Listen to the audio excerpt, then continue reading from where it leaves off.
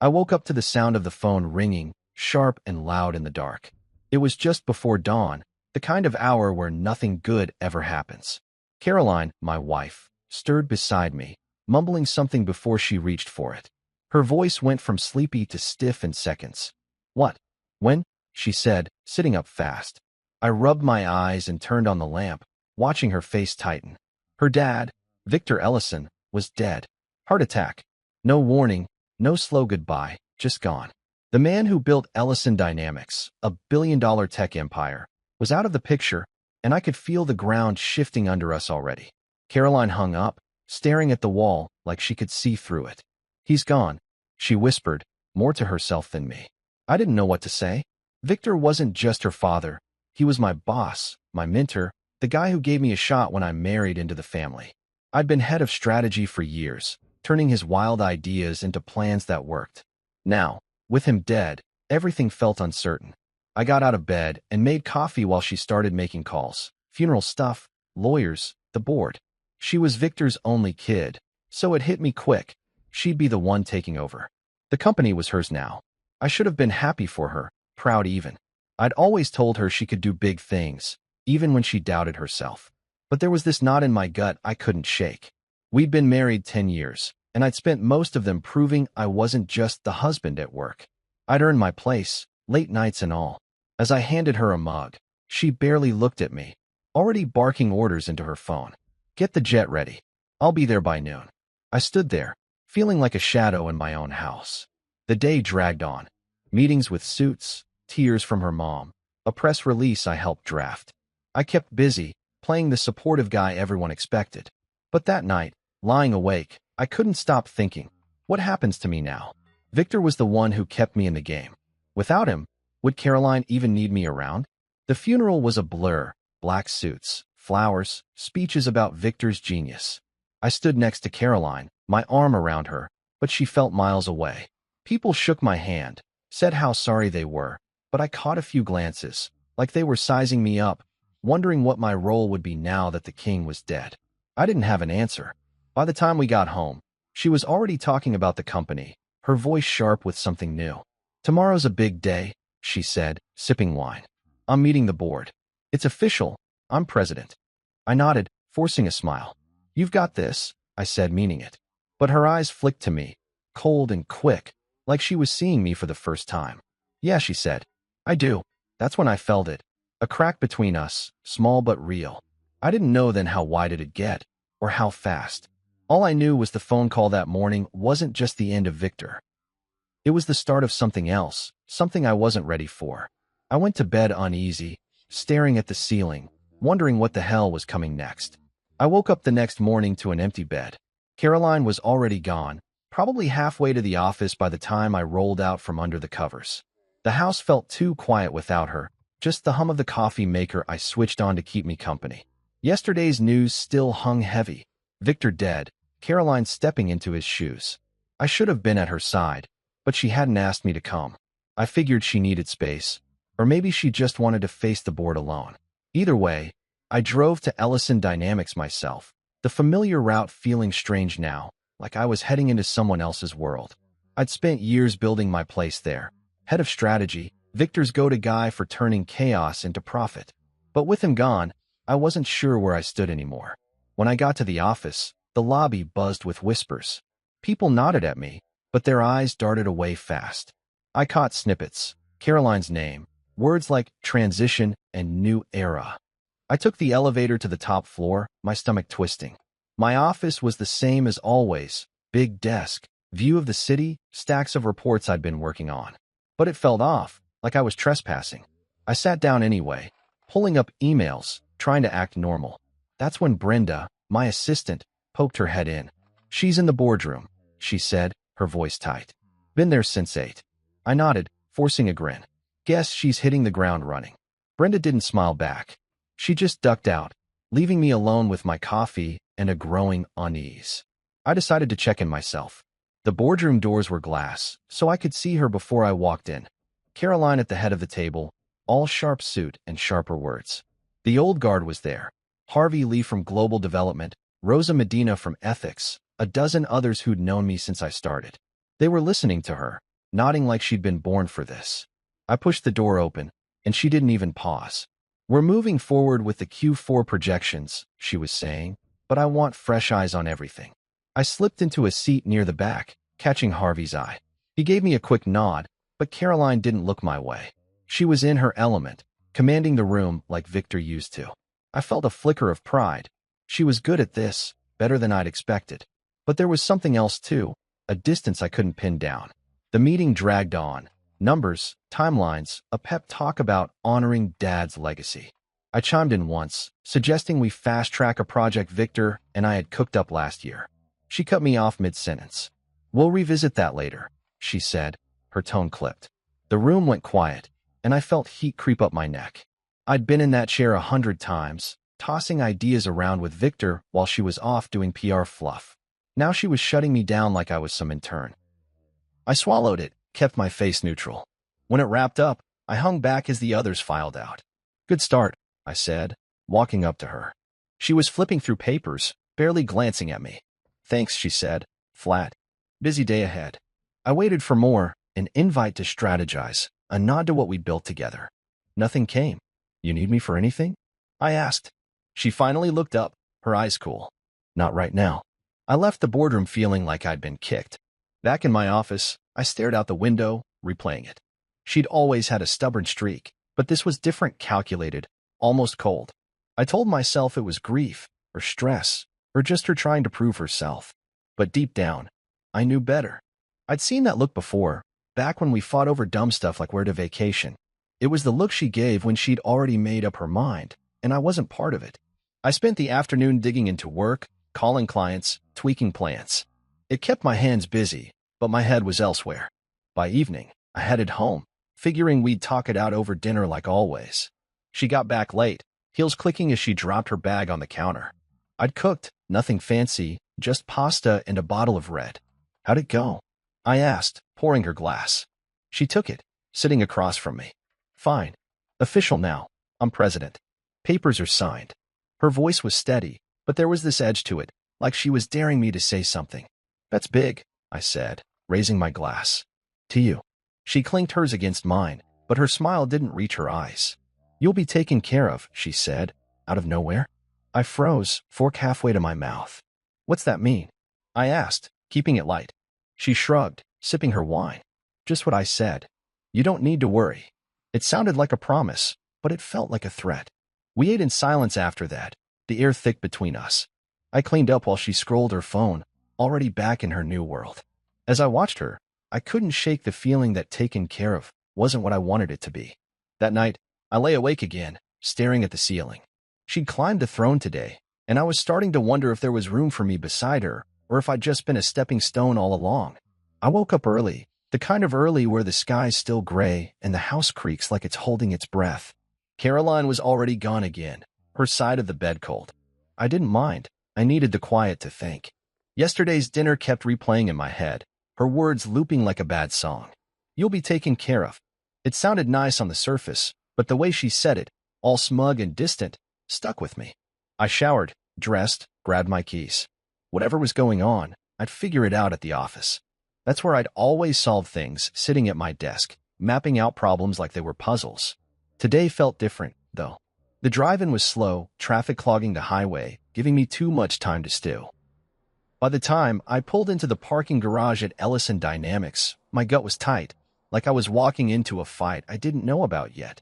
The lobby was the same as always, glass walls, fake plants, the receptionist who never smiled. I nodded at her, took the elevator up. People were milling around, quieter than usual, like they were waiting for something. I brushed it off and headed to my office.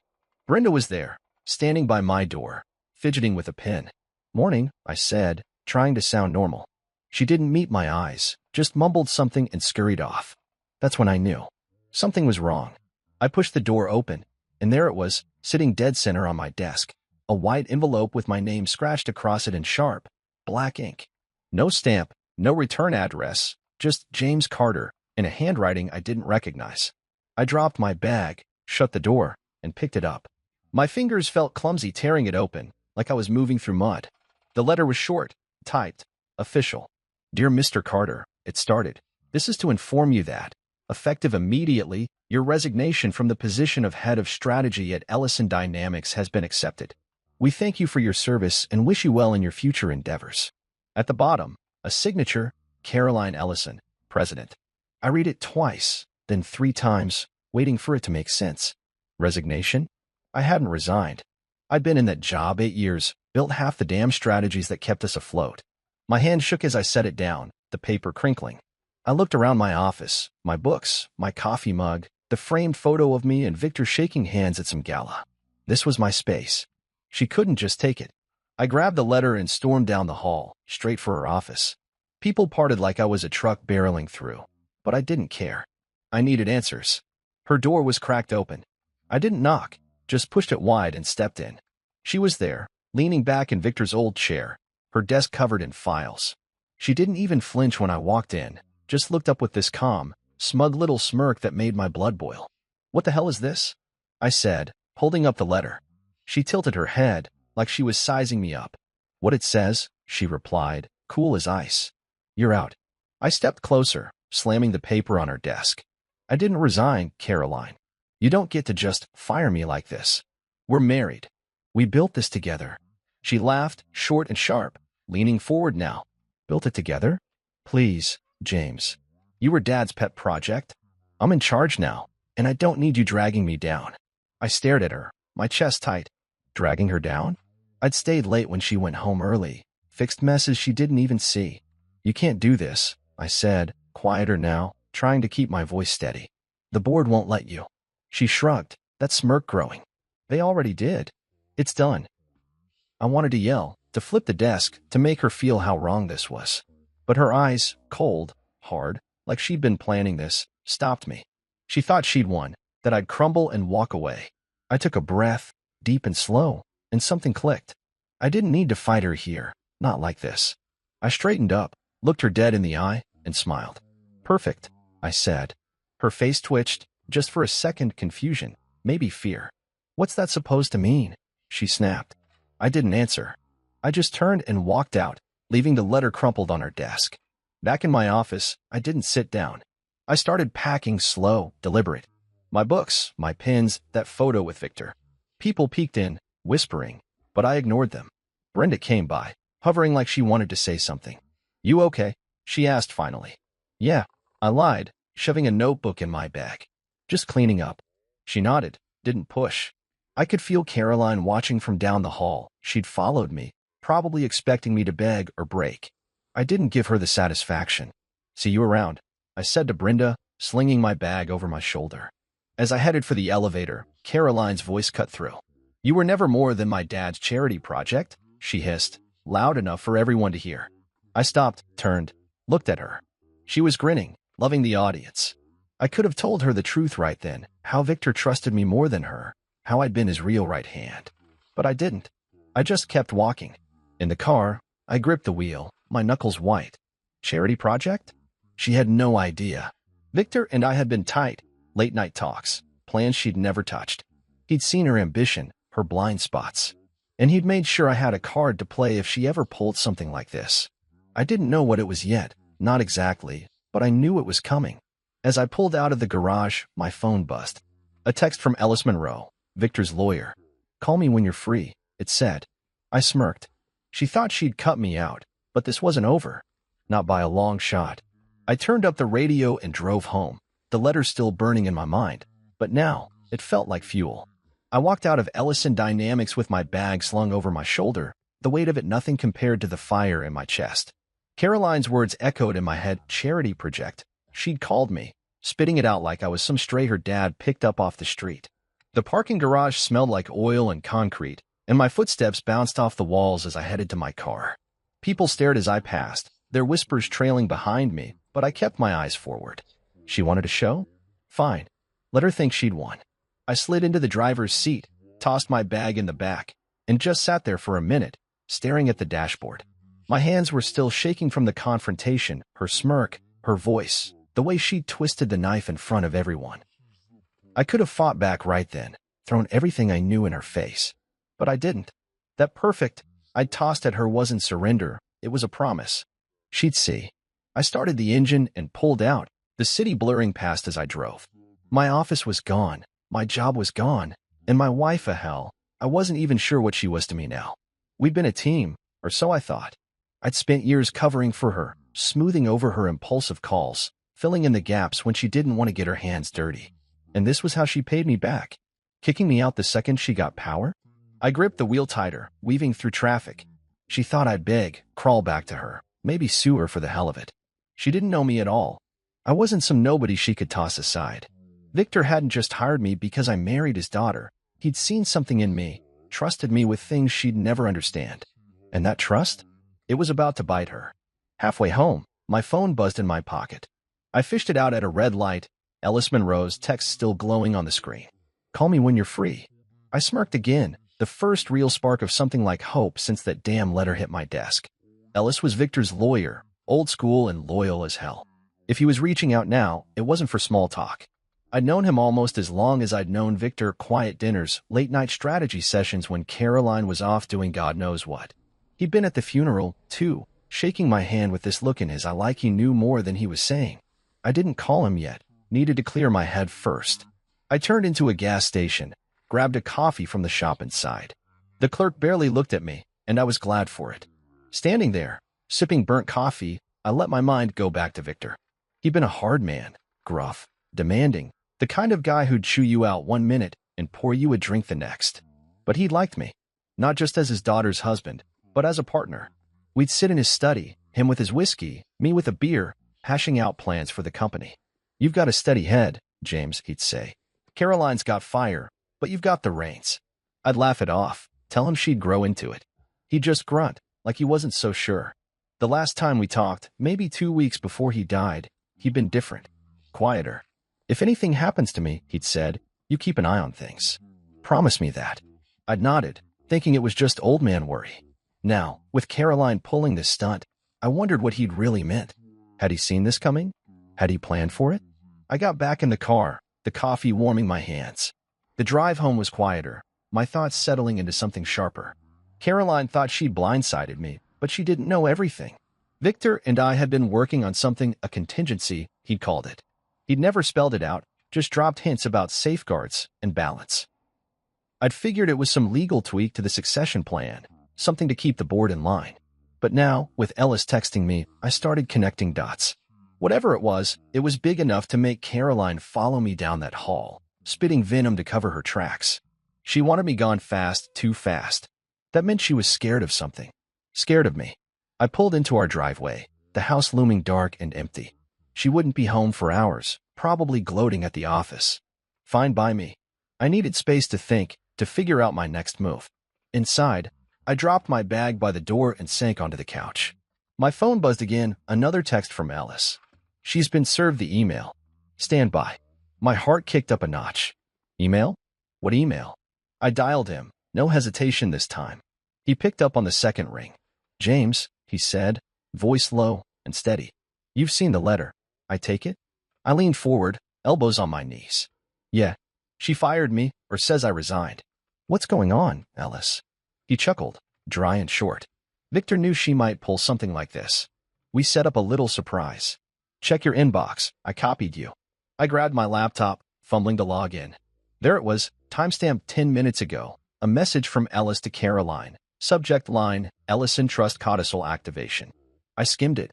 Legal jargon, dates, Victor's signature. Then the kicker, I was co-executor of the trust, with equal say over the company's assets. Caroline couldn't move a dime without me. I sat back, a grin spreading slow across my face. You're kidding, I said into the phone. Ellis didn't laugh. Victor's orders. He wanted you in the game if she got too big for her boots. She's reading it now, probably tearing her hair out. I could picture it, her pale face, that smirk wiped clean off. What's my play? I asked. Sit tight, he said. She'll come to you. And when she does, you've got the upper hand. I hung up, staring at the screen. Caroline thought she'd cut me loose, but Victor had tied me back and tighter than ever. She'd walked right into it, and I hadn't even pulled the trigger yet. I poured myself a drink, bourbon, straight, and raised it to the empty room. To you, Victor, I said. I sat on the couch with my laptop open, the bourbon still warm in my hand, staring at the email from Ellis. The words glowed on the screen: co-executor of the Ellison Trust, equal control, Victor's signature stamped at the bottom like a ghost reaching out from the grave. My head was spinning, not from the drink, but from the weight of it all. Caroline had fired me, or thought she had, just hours ago, smirking like she'd finally shaken me off. Now this. I wasn't just back in the game. I was holding half the deck. I took a slow sip, letting the burn settle me. The house was dead quiet, just the hum of the fridge in the kitchen. She wouldn't be home for a while, probably still at the office, basking in her big win. Except it wasn't a win anymore. Not after this email hit her inbox. I reread the message, picking it apart. Per the sealed codicil dated January 15th, 2024, James Carter is hereby appointed co-executor of the Ellison Trust, with full authority over all assets and operations of Ellison Dynamics, to be exercised in tandem with Caroline Ellison. Full authority. In tandem. That meant she couldn't sign a contract, move a dollar, or fire anyone, not even me, without my say-so. Victor had locked us together, whether she liked it or not. I leaned back, a laugh bubbling up, rough and low. He'd known her better than I did, seen that power-hungry streak she had behind her smiles. And he'd trusted me to balance it. Me, the guy she'd called a charity case. I set the glass down and ran a hand through my hair, trying to wrap my head around it. How long had he been planning this? Why hadn't he told me outright? My phone buzzed on the coffee table. Ellis again. She's opened it, the text said. Give her time to stew. I could imagine her now, sitting in that big office, her fingers frozen over her keyboard as the words sank in. That smirk would be gone, replaced by something else: panic, maybe, or rage. I didn't call her. Didn't need to. She'd come to me when she was ready, and I'd be waiting. I got up, paced the living room, the hardwood creaking under my feet. The adrenaline was kicking in now, mixing with the bourbon, making me restless. I'd been driving home an hour ago, thinking I was done, out of a job, out of a marriage maybe. Now I was back in the driver's seat, and she didn't even know how deep this went yet. I stopped by the window, looking out at the dark street. The plan had been Victor's, but the timing? That was pure luck, or fate, if you believe in that stuff. I thought back to those talks with him, the ones Caroline never knew about. Late nights in his study, maps and charts spread out, and pointing at numbers while I scribbled notes. She's got the spark, he'd say, but she's impulsive. Needs someone to ground her. I'd nod, thinking he meant me as her husband, not her watchdog. But that last meeting, the one 2 weeks before his heart gave out, felt heavier now. He'd poured me a double, looked me in the eye, and said, "You're the steady one, James. Don't let her burn it down." I promised I wouldn't, figuring it was just him being dramatic. Turns out he'd meant every word, and backed it up with ink and a lawyer. I shook my head, a grin tugging at my lips. The old man was still running the show, even from the ground. My phone stayed quiet, but I knew it wouldn't for long. I went to the kitchen, grabbed a sandwich, hadn't eaten since morning, and the day had drained me. As I chewed, I pulled up the codicil again, digging into the details. It wasn't just about control. It named me guardian of the legacy, some poetic nonsense that meant I could challenge her if she went off the rails. Victor had thought of everything: board votes, asset splits, even a clause about mutual consent for major moves. She couldn't sideline me, not legally. I finished the sandwich, wiped my hands, and checked the clock. Almost 9. She'd be wrapping up soon, unless she was too rattled to leave the office. I hoped she was rattled. She deserved it after that stunt with the letter. I was halfway through another bourbon when the headlights swung into the driveway. My pulse picked up, but I stayed put, leaning against the counter. The door opened, and there she was, Caroline, still in her power suit, her face pale as hell. She dropped her bag, stared at me like I'd grown a second head. "You got the email," I said, casual, like we were talking about the weather. Her mouth opened, closed, then opened again. "What the hell is this?" she said, her voice shaking. "Co-executor? Guardian of the legacy? Why didn't I know about this?" I shrugged, taking a sip. "Guess Victor didn't trust you to play nice." Her eyes narrowed, but there was fear behind them now, not just anger. "He trusted me to run this company," she snapped. "Not you." I set the glass down, stepped closer. "Then why'd he give me half the keys?"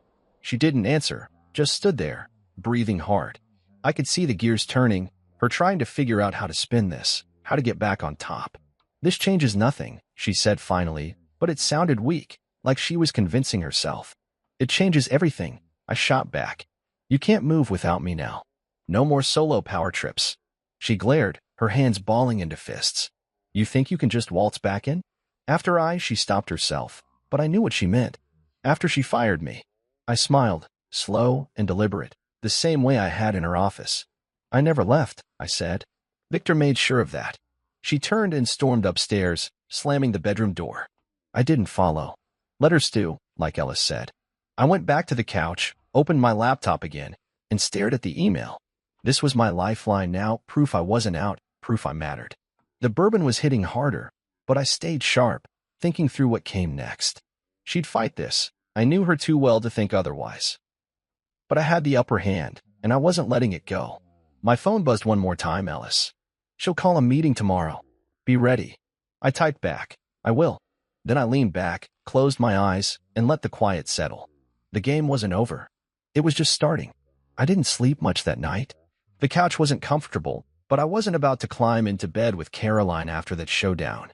Her slamming the door still rang in my ears, and the bourbon had left me wired instead of calm. I kept replaying her face, pale, shaken, the smugness gone like someone had flipped a switch. That email from Ellis had hit her hard, and I couldn't help but feel a grim satisfaction. She thought she could erase me with one swipe of her pen, but Victor had other plans. I lay there in the dark, the laptop still open on the coffee table, its glow cutting through the shadows.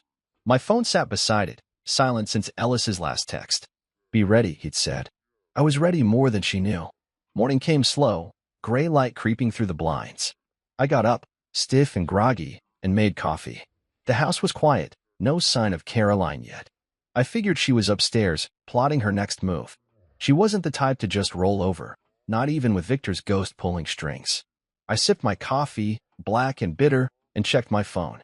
Nothing new from Ellis, but I didn't need him to tell me what was coming. She'd call a meeting, try to rally the board, spin this into something she could control. I'd be there, though calm, steady, with that codicil in my back pocket. I showered, put on a suit, the dark one I wore for big days. Today felt big, like the air was thick with it. When I heard her footsteps on the stairs, I was already at the counter, pouring a second cup. She walked in, dressed sharp black blazer, heels, her hair pulled back tight. No trace of last night's shock, just a hard edge in her eyes. Morning, I said, sliding the coffee toward her. She didn't take it, just stared at me, her jaw tight. We need to talk, she said, voice low. I leaned back, crossing my arms. Thought we did that last night. Her lips pressed into a thin line. This co-executor thing. Why didn't you tell me? I raised an eyebrow. Didn't know myself till yesterday. Victor kept it quiet. She stepped closer, her hands gripping the counter. He named you guardian of the legacy. Why? What did he say to you? I met her gaze, kept mine steady. Guess he trusted the one who never wanted the crown. She flinched, just a flicker, but I saw it. Then her phone rang, cutting through the tension. She snatched it up, turned away. Yes, I'll be there, she snapped, then hung up. Board's meeting in an hour, she said, not looking at me. You coming? I nodded. Wouldn't miss it.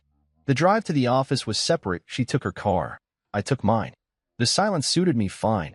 I needed to think. Ellis had said she'd opened the email, but I didn't know how much she'd processed. Did she get the part where I could veto her every move? Or was she still banking on the board siding with her? I pulled into the garage, parked a few spots from her sleek BMW. She was already out, striding toward the elevator without a glance back. I followed, keeping my distance. The lobby was buzzing again. People whispering, eyes darting between us. I caught Brenda near the coffee machine, gave her a quick nod. She looked nervous, like she knew a storm was brewing. I took the stairs instead of the elevator, needing the extra minute to clear my head. By the time I hit the boardroom floor, I could hear the chaos through the glass doors. Inside, it was a mess. Voices overlapping, papers rustling, Caroline at the head of the table trying to look in charge. Harvey Lee was there, frowning at his phone. Rosa Medina was flipping through a binder, her face tight. The rest of the board, 10 suits who'd known me for years, were shifting in their seats, uneasy. I walked in, calm as I could manage, and took a chair near the back. Caroline's eyes flicked to me, then away. Let's get started, she said, her voice sharp. You've all seen the email from Mr. Monroe. I want to address it. She launched in, talking fast about continuity, her vision, how Victor's wishes were being misinterpreted. I listened, letting her dig her hole. Then my phone buzzed, Caroline's number. I answered low. What? Her voice was a hiss. Why did he name you co-executor? Why the legacy thing? Tell me now. I kept it simple, loud enough for the room to hear. I guess he trusted me more than you thought. Heads turned. Her face went white. She hung up, glaring at me across the table. This doesn't change my role, she said to the room. I'm still president. Harvey cleared his throat. It changes plenty, Caroline. James has equal say now. What's the plan? She faltered, just for a second. We'll work together, she said, the words sounding like they hurt. Rosa piped up. The codicil's clear. You two co-sign everything. How's that going to play out? I leaned forward, keeping my tone even. Simple. She leads, I sign off. Victor wanted balance, not a solo act. The room went quiet. Caroline's hands clenched on the table, her knuckles pale. This is ridiculous, she muttered. He's not even. She stopped herself, but I knew what she meant. Not even family. Not even qualified. I didn't bite. Just sat back and let the silence stretch. The meeting stumbled on, questions about logistics, timelines, who'd handle what. Caroline kept her cool, mostly, but I could see the cracks. Every time someone mentioned the trust, her eyes darted to me, like she was waiting for me to pounce. I didn't. Not yet. When it wrapped up, she stayed at the table, staring at her notes. I got up, nodded to Harvey and Rosa, and headed out. She called after me. James. I turned. Her face was still pale, but her voice was steady now. This isn't over. I smiled, small and cold. Never said it was. Then I walked away, feeling the weight of every eye in the room. She wasn't a queen anymore, just a partner, whether she liked it or not. And I wasn't silent anymore. Victor had made sure of that. I left the boardroom with my head high, the hum of voices fading behind me as the glass doors swung shut. Caroline's last words, "This isn't over," hung in the air, but they didn't shake me. She could threaten all she wanted. The codicil was ironclad, and I wasn't backing down. The hallway stretched out, quiet except for the click of my shoes on the tile. I passed Brenda's desk. She gave me a quick, nervous smile, like she wasn't sure whose side to pick. I nodded back, kept moving. My office was gone, but I didn't need it anymore.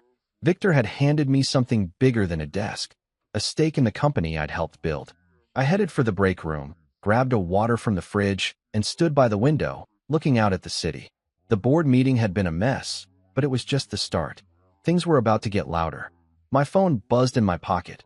Harvey Lee. You okay? He asked when I picked up. His voice was gruff, no nonsense, like always. Yeah, I said, taking a sip. You? He grunted.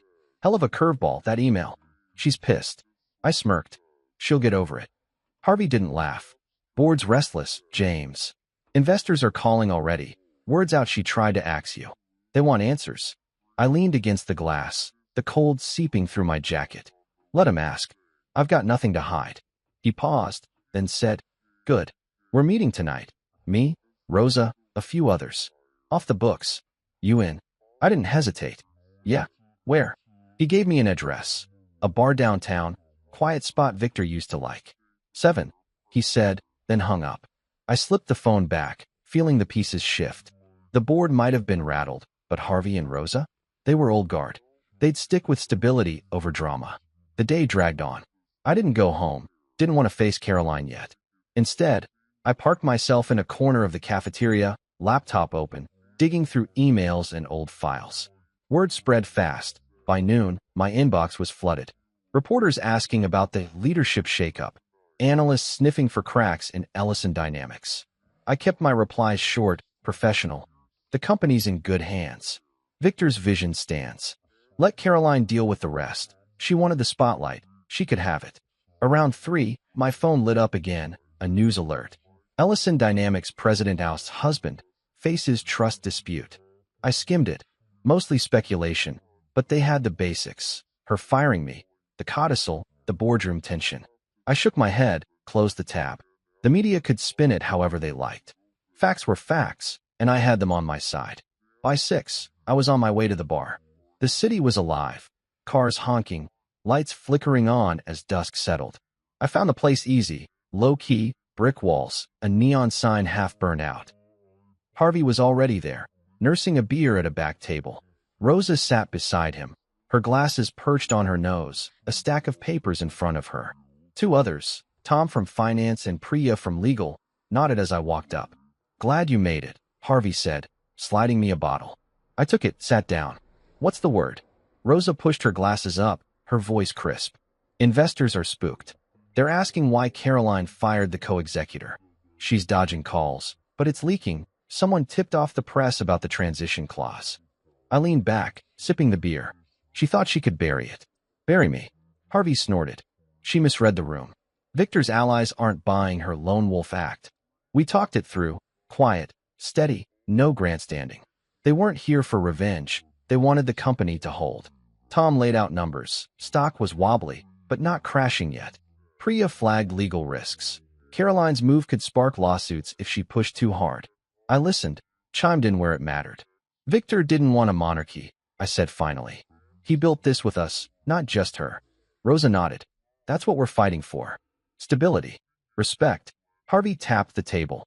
She's got the title, but you've got the trust. We back you, James, not out of spite, but because it's right. I met his eyes, then Rose's, Tom's, Priya's. They weren't just nodding along. They meant it. I felt something loosen in my chest, like I wasn't carrying this alone anymore. The meeting broke around 9. I drove home, the bar's warmth fading as the night closed in. Caroline's car was in the driveway, lights on upstairs. I walked in, dropped my keys on the counter. She didn't come down, but I could hear her pacing, her voice sharp on a call. I grabbed a glass of water, sat in the living room, waiting. She appeared 10 minutes later, phone still in hand, her face tight. You've been busy, she said, stopping by the stairs. I shrugged. Just talking to some friends. Her eyes narrowed. The board's asking questions. Investors too. This is your mess now. I set the glass down, looked up at her. You made it a mess, Caroline. Firing me started this. I'm just cleaning it up. She laughed, bitter. Cleaning it up? You're turning them against me. I stood, keeping my voice level. They're not against you. They're for the company. Like I am. She didn't answer. Just stared, her hands trembling slightly. I'm still president, she said, like it was a shield. And I'm still co-executor. I shot back. We're in this together, whether you like it or not. She turned, started up the stairs, then stopped. You're enjoying this, she said, not looking back. I didn't deny it. Maybe a little, I said. But I'm not the one who drew first blood. She kept going, the door clicking shut behind her. I sank back onto the couch, the quiet settling in. The board was restless, the media was circling, and the old guard was with me. Not for a coup, but for what Victor stood for. Caroline could fight all she wanted, but the reckoning was here, and I wasn't blinking. I woke up to the sound of rain tapping the windows, a steady drum that matched the ache in my head. The couch had become my bed again, and my back wasn't thanking me for it. Caroline was already gone, no surprise there. She'd been a ghost in the house since the board meeting, avoiding me like I was the enemy instead of her husband. I didn't care much anymore. The space suited me. I got up, stretched, made coffee. The news alert on my phone blinked. Another headline about Ellison Dynamics. This one digging into the trust codicil. Power struggle at tech giant, it read. I skimmed it, snorted. Struggle? Maybe for her. For me, it was just playing the hand Victor dealt. I finished my coffee, grabbed my keys, and headed out. Today was big. The board was voting, and I had a move to make. The drive to the office was slick, wipers swiping at the rain. My mind was on the codicil, that special clause I'd spotted late last night. In the event leadership jeopardizes the company's mission, the co-executor may initiate a vote of restructuring.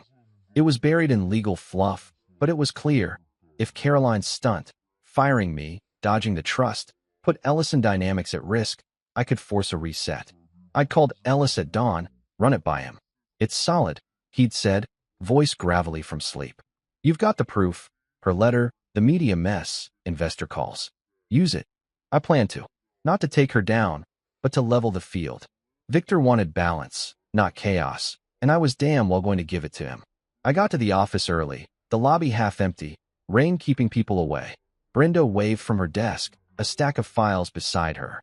They're setting up upstairs, she said, nodding toward the boardroom. Good luck. I grinned, more confident than I felt. Thanks. I'll need it.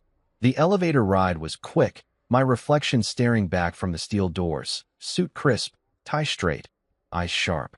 I looked like a man with a plan, even if my gut was churning. The boardroom was already buzzing when I walked in. Harvey pacing, Rosa tapping her pen, the others flipping through agendas.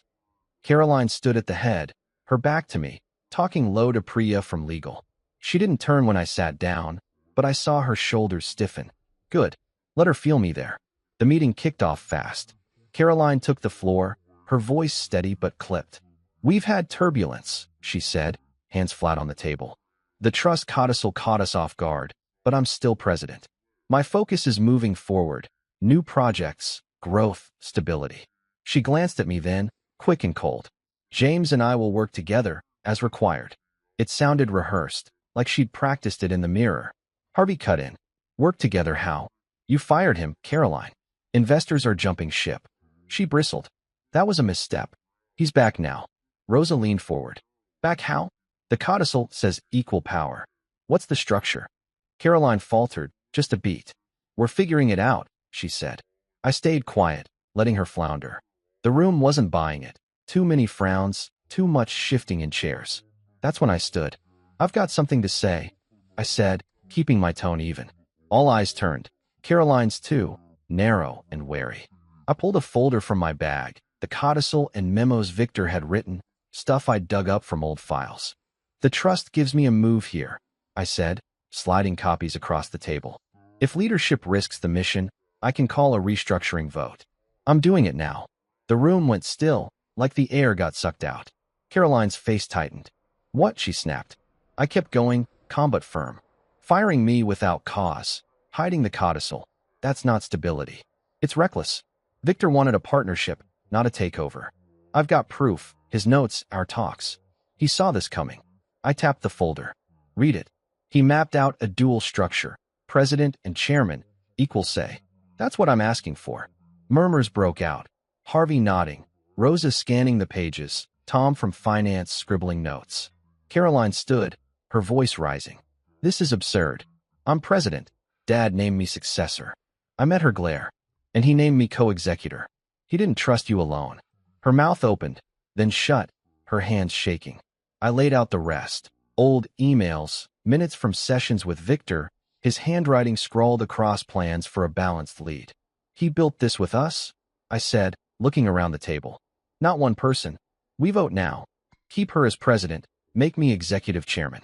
Same power, shared vision. No more secrets. The board leaned in, flipping through the evidence. Caroline sank back, her fight draining out. Harvey spoke first. I'm with James. This works, keeps us steady. Rosa nodded. It's what Victor wanted. I'm in. One by one. They chimed in. Tom, Priya, the rest. Unanimous. Caroline's head dropped, her fingers digging into the table. Fine, she muttered, barely audible. I didn't gloat, just sat down, the folder still open in front of me. The meeting shifted to logistics, titles, roles, a press release. I'd won, but it didn't feel like a victory. It felt like fixing something she'd broken.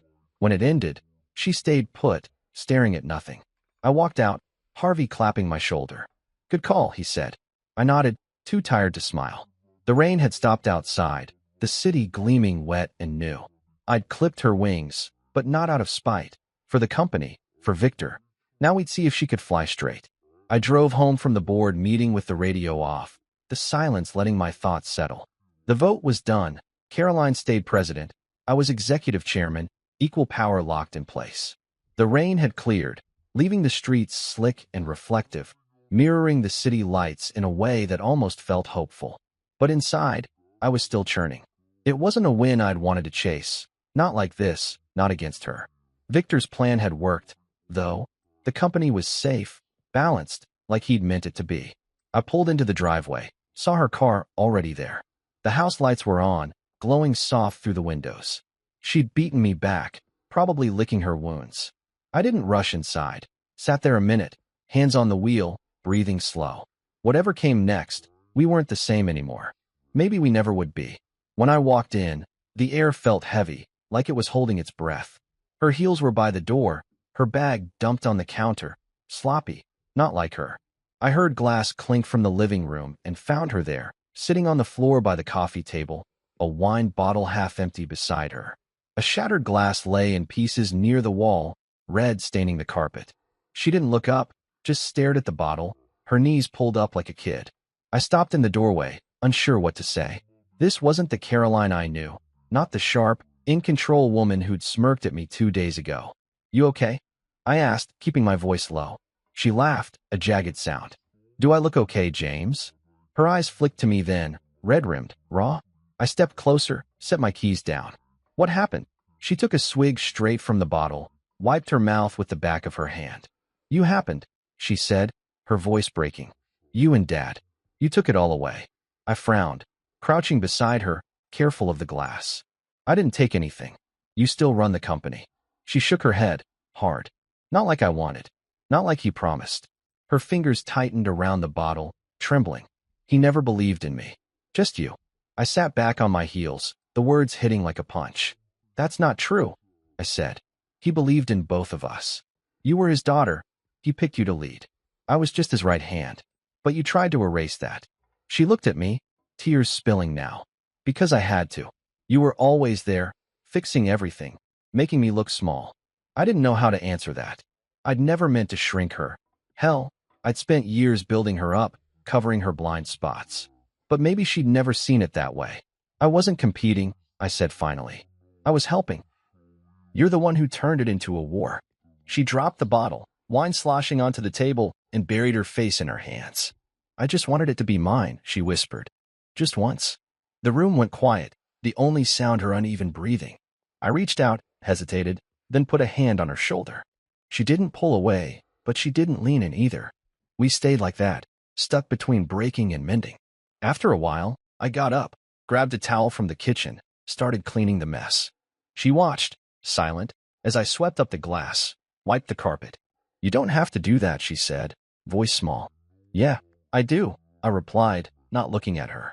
It wasn't about the spill, it was about moving forward, one step at a time. When I finished, I sat across from her, the table between us like a line we couldn't cross. We're not enemies, I said. Not unless you want us to be. She didn't answer, just stared at the floor. I didn't push. She needed space, and I needed air. I stood, headed upstairs, left her there with her thoughts. The next day at the office, things shifted. The board's vote had settled the dust, emails slowed, investors calmed. I walked in as chairman, not a ghost, and people noticed. Brenda grinned when I passed her desk. New title suits you, she said. I chuckled. We'll see. Caroline was there too, in her office, door half open. She didn't look up as I walked by, but I caught her glance later, quick and guarded. We didn't talk, not yet, but we worked. I signed off on her Q4 plan. She nodded at my expansion memo. It wasn't warm, but it wasn't war either. Respectful strangers, that's what we'd become. The team felt it too, tension eased, focus returned. Brenda got a promotion to operations lead. Harvey pushed Asia deals. Rosa rolled out a DI program Victor would have loved. The company started healing, piece by piece. Weeks passed like that, quiet teamwork, no fireworks. One night, I came home late, found Caroline in the kitchen, sipping tea instead of wine. She looked up, her face softer than it had been in months. It's working, she said, almost surprised. The dual thing. I nodded, pouring myself a glass of water. Yeah, it is. She hesitated, then added, I'm sorry. For the letter. It wasn't much, but it was something. Me too, I said, for how it played out. We didn't hug, didn't cry, just stood there, letting the words sit. The glass was still broken between us, but the doors were open now, just a crack. Maybe that's all we'd get. For now, it was enough. I woke up to sunlight streaming through the bedroom window, a rare clear day after weeks of gray. Caroline was already up. I could hear her moving downstairs, the clink of a mug on the counter. Things had been steady since that night in the kitchen, her apology hanging between us like a fragile truce. We weren't fixed, not by a long shot, but we weren't tearing each other apart either. I rolled out of bed, feeling the weight of the last few months in my bones. The company was thriving, stock up, projects rolling, the dual leadership holding strong. But it was more than that. It was Victor's legacy, alive and breathing, just like he'd wanted. I pulled on a shirt, headed down, ready to face whatever this day would bring. She was in the kitchen, sipping coffee, her laptop open to some report. Morning, I said, grabbing a mug for myself. She nodded, her eyes flicking up briefly. Morning. Board recaps in an hour, virtual. You joining? I poured the coffee, leaned against the counter. Yeah, got a few points for Harvey's Asia push. She didn't smile, but her face softened a bit. Good. He's been asking for you. We'd gotten into a rhythm like this, short talks, all business, but civil. It wasn't the marriage we'd started with, full of laughs and late-night dreams, but it was something. Mutual respect, maybe, forged in the fire of everything we'd been through. I took my coffee to the table, sat across from her, and we worked in silence until the call. The meeting went smooth, numbers looked solid. Rose's DI plan got praise. Caroline outlined next quarter's goals. I chimed in on Asia, got nods from the board. She didn't fight me, just added her take, and we moved on. When it ended, she closed her laptop, looked at me. "That was clean," she said. "Yeah," I agreed. "Like it should be." She held my gaze a second longer than usual, then got up, disappearing upstairs. I stayed put, finishing my coffee, thinking about how far we'd come. Not friends, not enemies, just two people carrying the same load, side by side. It wasn't perfect, but it worked. Later that day, I drove to the office alone. I'd taken over Victor's old study there, a small room off the main floor, packed with his books and maps. It felt right, like he was still part of it. I'd been meaning to sort through his stuff, but today I had a reason. Ellis had dropped off a box last week, personal effects from Victor's estate, things he'd wanted me to have. I hadn't opened it yet, too caught up in the chaos. Now, with things calmer, I pulled it onto the desk, cut the tape. Inside were files, photos, a bottle of his favorite whiskey, and a letter, yellowed paper, my name in his shaky scrawl. My chest tightened as I unfolded it, the smell of old ink hitting me. "James," it started, "if you're reading this, I'm gone, and you're holding the line. I knew you would. Caroline's got the heart, but you've got the head. She might fight you. Don't let her win. Not out of spite, but for the company. It's bigger than both of you. If she forgets what it means, remind her. Remind them all." I sat back, the words sinking in. He'd written it a year ago, date stamped in the corner, long before his heart gave out. He'd seen it coming, not just her ambition, but my role in checking it. I read it again, slower, his voice loud in my head. Steady, gruff, trusting. I folded it carefully, grabbed a frame from a drawer, and hung it on the wall. It wasn't a trophy yet. Just a guide, a quiet promise I'd keep. Caroline came by later, knocking once before stepping in. She saw the frame, paused. "What's that?" she asked, her tone neutral. "Letter from your dad," I said, not turning. "Left it for me." She walked over, read it silently. I watched her out of the corner of my eye. Her face didn't change, but her shoulders dropped a little. "He always liked you," she said, soft, no edge to it. "Yeah," I replied. "He liked you too, just differently." She didn't argue, just stood there a minute, then left without another word. I poured a shot of Victor's whiskey, raised it to the empty room. "To you," I said, and drank. Months rolled on like that. The company soared, new deals, bigger markets, headlines calling us a model turnaround. Caroline kept her title, ran the show with that fire she'd always had. I kept mine, steering from the sidelines, signing off on what mattered. We argued sometimes, sharp debates over budgets or timelines, but it wasn't personal anymore. It was about the work, the mission. The board settled, the team thrived. Brenda took ops to new heights. Harvey cracked Asia wide open. Rose's programs won awards. Ellison Dynamics wasn't just surviving, it was growing, reflecting Victor's values in ways I hadn't expected. One evening, I was in the boardroom late, reviewing contracts. Caroline walked in, her coat on, ready to leave. She stopped, looked at me across the table. No smirk, no glare, just recognition, like she finally saw me clear. "You're good at this," she said, almost to herself. I set the pen down, met her eyes. "So are you." A beat passed, heavy but not hostile. "Night," she said, turning away. "Night," I called back. She left, and I stayed, the quiet wrapping around me. Forgiveness wasn't there yet, maybe it never would be, but this was close enough. Silence, trust, a shared load. Victor's final word had held us together, and for now, that was all we needed.